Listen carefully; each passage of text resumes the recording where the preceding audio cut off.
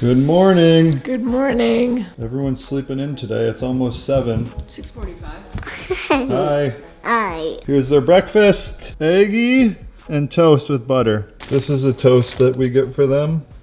And I already had a black coffee this morning. And we have 2 new kittens. Come here, Gwen. Gwen.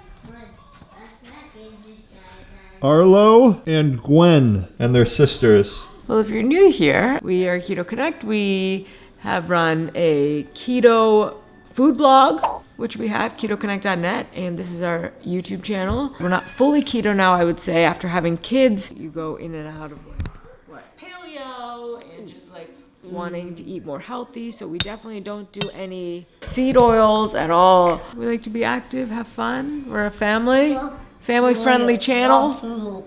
Except I say the F word sometimes. And Theo says poop all the time.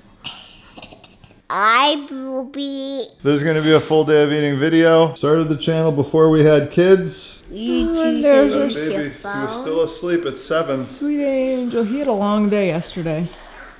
Hi, One sweet angel. And he wakes up to a video camera. Here's Mama's espresso. Thank you. I'm going to tend to my plants. Okay.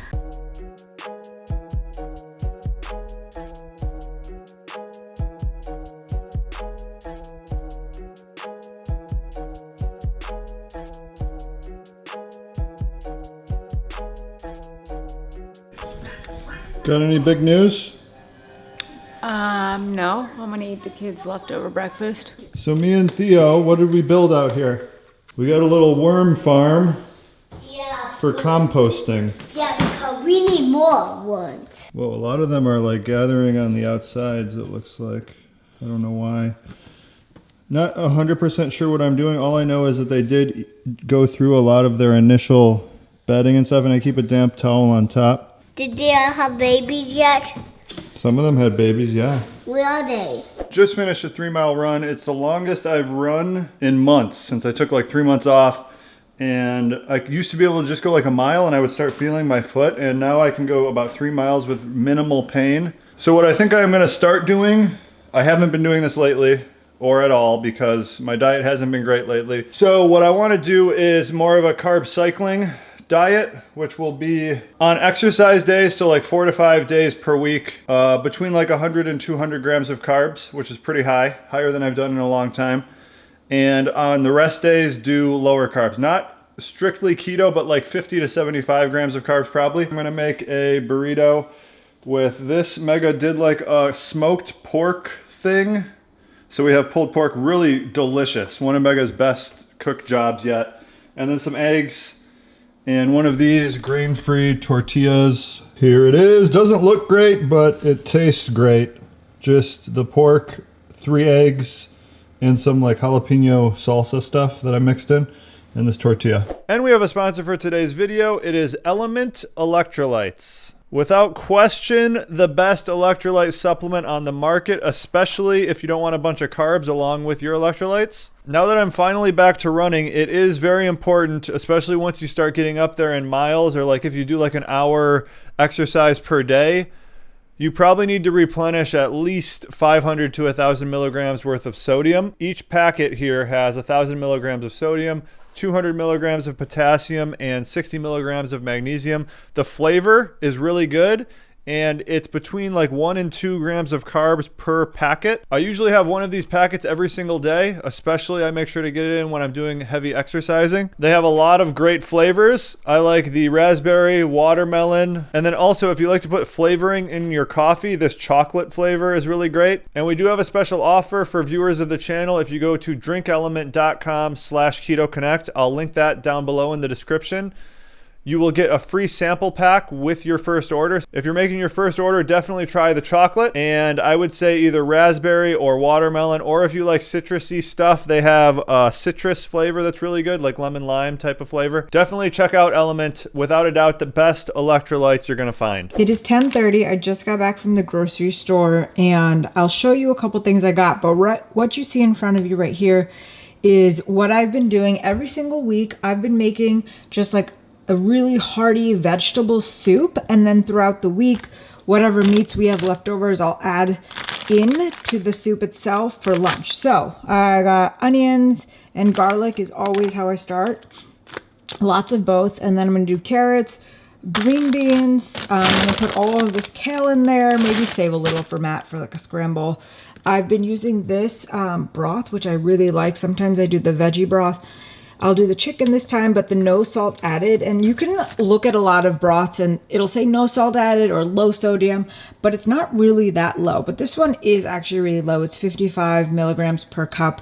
And in here there's 4 cups, I believe, yeah. And then I often do garbanzo beans, but I'm gonna try cannellini beans this time. And then maybe some tomatoes. I'm not sure, to like just thicken it, maybe add some flavor. But that's gonna be the soup. This is all it's gonna be in there. There's the green beans, the onion, garlic, and carrots.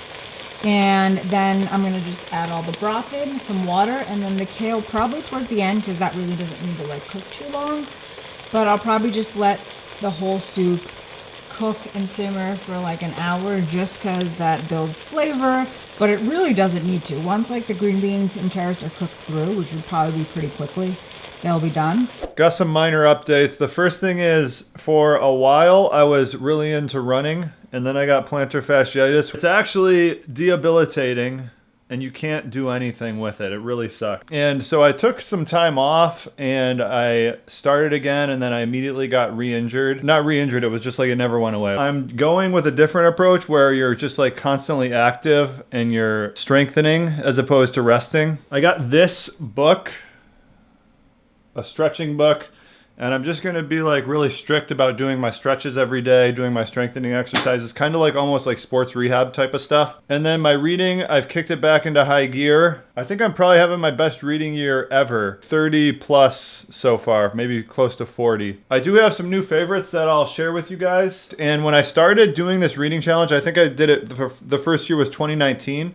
The goal was to read 52 books, and I was doing like mostly nonfiction. I was very into just like self-improvement, like, you know, like the self-help type of books. I've completely evolved in my reading to thinking that self-help books actually suck. A lot of people kind of think this, but I do think they're dumb. They're repackaging and saying in different ways like the same 5 or 10 basic truths to improvement. And actually, I think fiction books are better for self-improvement than nonfiction books. Yeah, I'm really into fiction now. Anything by Jonathan Franzen. This guy is incredible. He's my favorite author. I will say though, his books are very American. So if you're not American, you may not really appreciate Infinite Jest, the longest book I've ever read. One of my favorites. This is a pretty highly regarded and hyped up book. It's a 6-part series, but I didn't love it. I'll probably continue reading it, but I might not go through all of it. This book, Cloud Atlas by David Mitchell, great. Maybe I'll share some books I really hated also, because I think like 95% of books I read are at least worth reading. There's only like 5% of books that I hate and I wish I had never read. Here's a couple. On the Road by Jack Kerouac is considered a classic. I don't get it at all. Repeatedly does the same thing, like travels on trains across the US, drinks a lot of alcohol. It's just like not my thing at all. Anything Really by Kurt Vonnegut. The first book I read of his, I was like, whoa, this is awesome and he's really a genius, but it's kind of like gimmicky, I've realized now. He does the same thing all the time in every book and it's just not really my thing. Cormac McCarthy, he's considered by many the greatest living author. Yeah, I don't really like his writing style. So this bag is just full of frozen berries and vegetables for Matt's smoothies. Then this is just a bunch of fresh vegetables, some limes, some of these oysters that Matt really likes. We get them at Trader Joe's. So I went to Trader Joe's and Whole Foods today. When he's running, he likes figs. We like pistachios in this house. Maybe I'll roast and salt these. Every week we have been choosing a different country to prepare dishes from. Well, Mega does all the dishes. And Matt chooses the country. We've done Greece. Mexico. Mexico was the worst so far, but was that the first one we did? Mm-hmm. She's getting better. Japan. And Japan. I would say Greece so far has been the best. Gonna do Italy soon. I'm saving that up though. We're doing Brazil this week. Oh, you picked Brazil? I gave her Brazil. I select 2 and then she picks which one she wants to do. This week it was Brazil or Philippines. When you actually go through the list of countries that have like a lot of cuisines that you're familiar with, there's not really that many. Like basically all of Northern and Eastern Europe it's just kind of like no for me, like pretty much. Like Norway, Sweden, I don't want that food really. Germany, I don't really want that much. Anything like Russia, Ukraine, like Slovenia, it's not really my thing either. It's like a lot of fish, and like cold fish is just the first thing I think of when I think of those countries. So here is the soup. And as I mentioned, this is my meal prep for lunch every single week. And I love doing it. It's so quick to throw together. You can make it taste in any way you want with seasonings. And then just add whatever meat you had from dinner that's left over into it for lunch the next day. And I also added some zucchini, I forgot to show you, and then the kale went in, as you can see. It's about 1 p.m. and for lunch I'm having the smoothie, which I make usually on days where I run. Berries, banana, spinach, kale, peanut butter, some greens powder, a little protein powder, like half a scoop. All right, guys, this is my bowl of soup that I'm about to eat. Yum! It's 1 o'clock, and we had a little bit of chicken left over from yesterday's dinner, so I just put that in there, as you can see right here. Then I'm gonna enjoy it, sit down, fold some laundry. Hi, girls. Are you cuddling? Yeah? Come hang out with me. I'm gonna fold some laundry. They're like, should we do it? Oh, stop. I'm gonna fold some laundry while I watch a show. The Crowded Room on Apple TV. It got really bad reviews, but I'm liking it. It's like a suspense drama / thriller, and I really like it. And I'm also gonna have one of these. It's called Poppy. So instead of Zevia, I've been getting, we have Zevia, but I really like these. They have really good flavors. I like it. So definitely give Poppy a try. And Matt likes them too. You are the nutrition person on our team. Am I? And I saw a yummy snack at Trader Joe's today, and I was just, you know, we always look at the oils, and it has rice bran oil.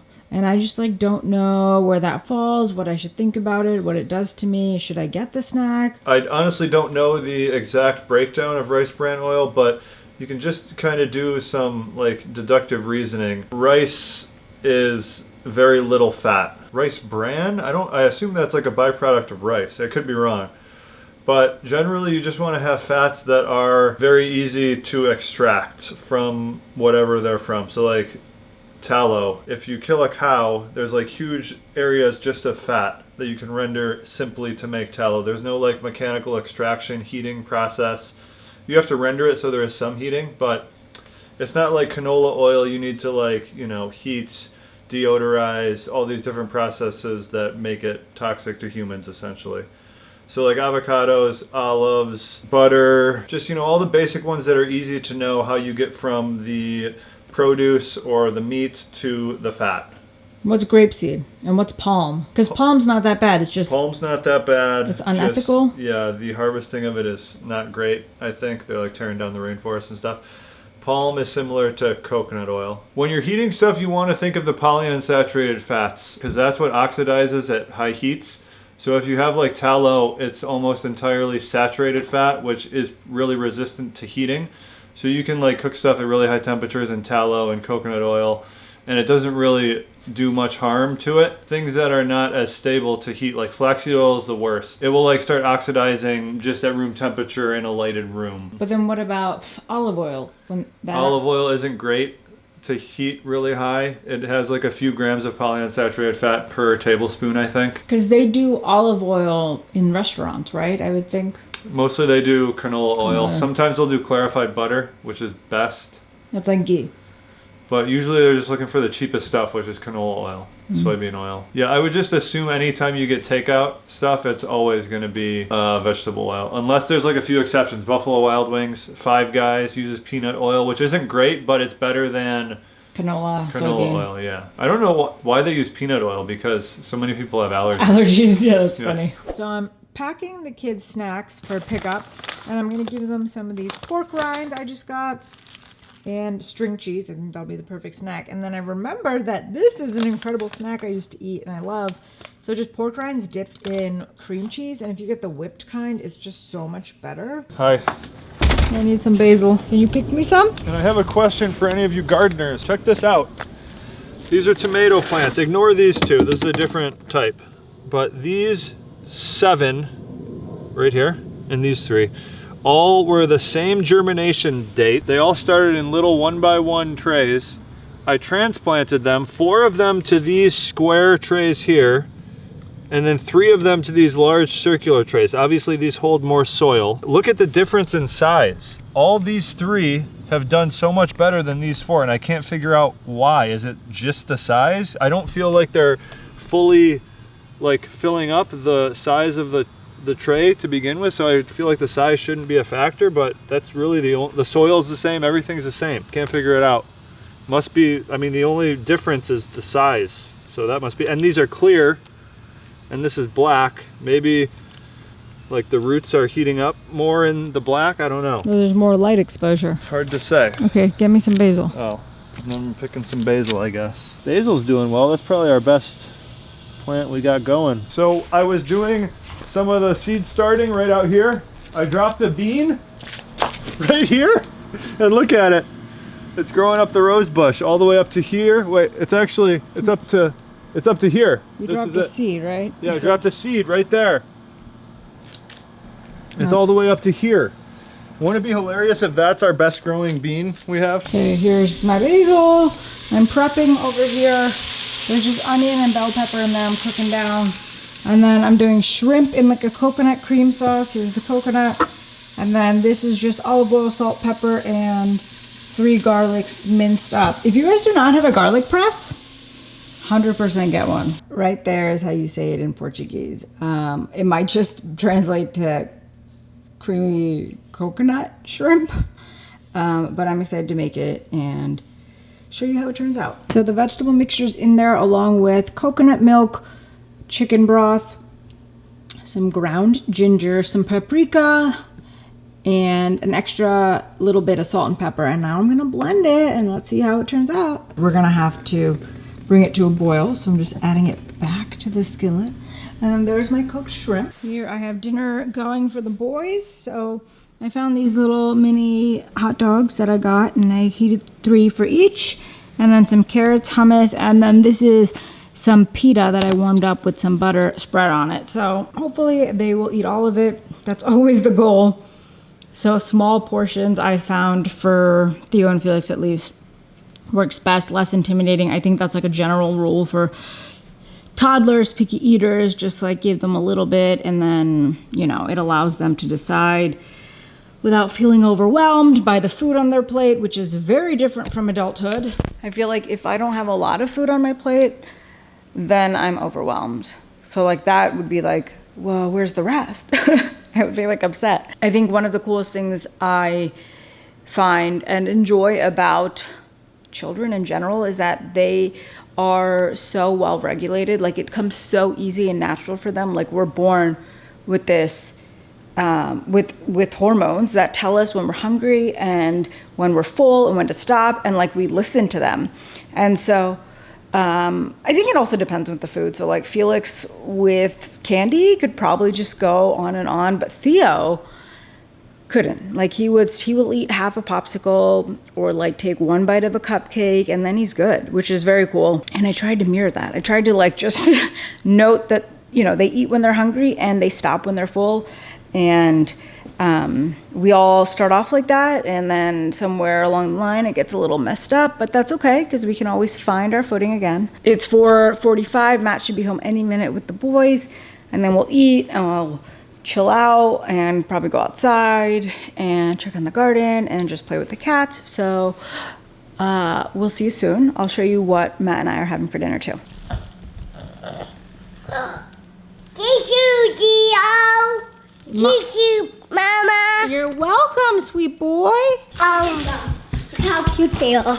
Oh my god, they're so cute. I love them. Ooh, we should hang this one Mommy. up. We should hang both up. Mommy. So I looked up rice bran oil. Mommy. It's the whole Yummy, Yummy! You have to acknowledge them. It's the hulls of a grain of rice, like the brown hull. yeah. So obviously here we like white rice, like in America. Basically everywhere, everyone likes white rice. So they decided to like figure out a way to sell Oh, the that's brown. terrible. Yeah.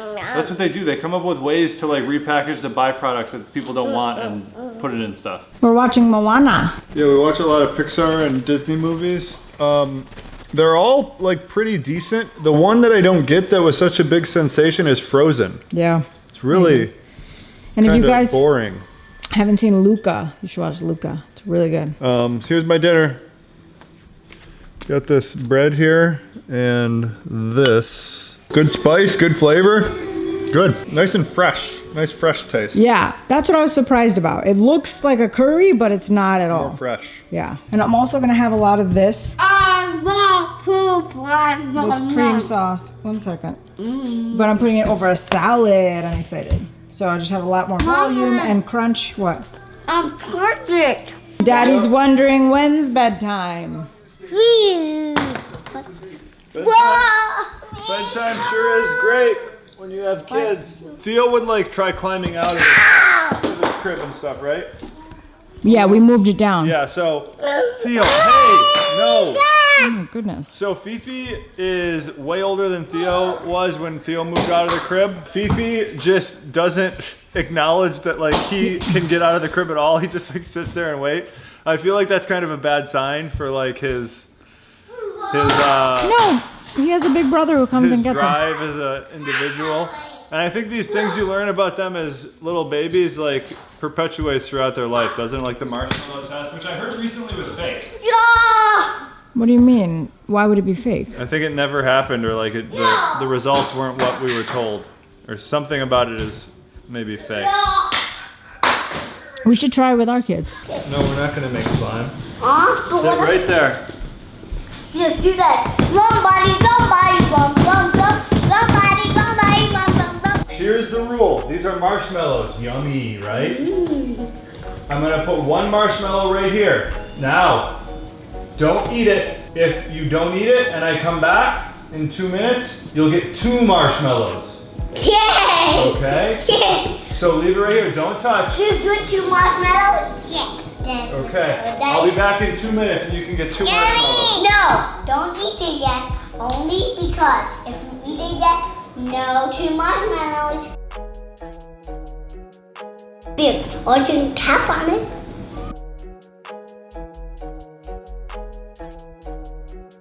Poop buddy, poop buddy. No, don't eat it.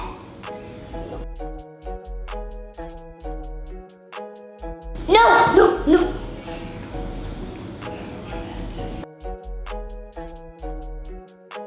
Daddy, so Felix was gonna get it here. Felix was gonna eat marshmallow, so I put it away. You did good. What? Okay, eat it. I'm gonna eat it twice today. And you're gonna get an extra treat too. Good job. Is it yummy? Yeah.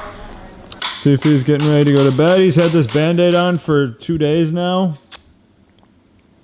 Ouch. That was a new one. Oh, he loves his Band-Aids.